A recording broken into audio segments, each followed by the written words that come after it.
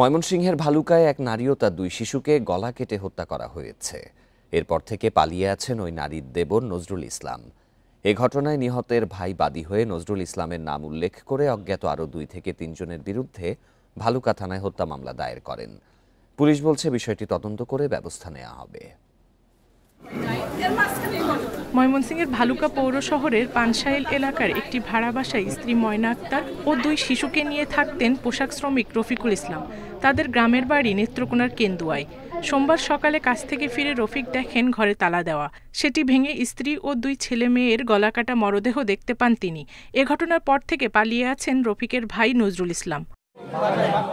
রফিকের অভিযোগ, তার স্ত্রী ও ছেলে মেয়েকে হত্যা করে পালিয়ে গেছেন তার ভাই নজরুল।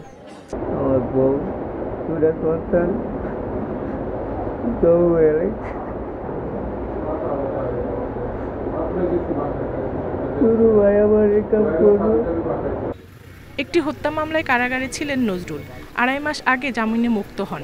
এরপর বড় ভাই রফিকের বাসায় থেকেই অটোরিকশা চালাতেন। খাওয়া দাওয়া নিয়ে প্রায় তার সঙ্গে রফিকের স্ত্রীর ঝগড়া হতো। হত্যার ঘটনায় কান্নায় ভেঙে পড়েন নিহতের স্বজনরা। তারাও দায়ী করছেন নজরুলকেই।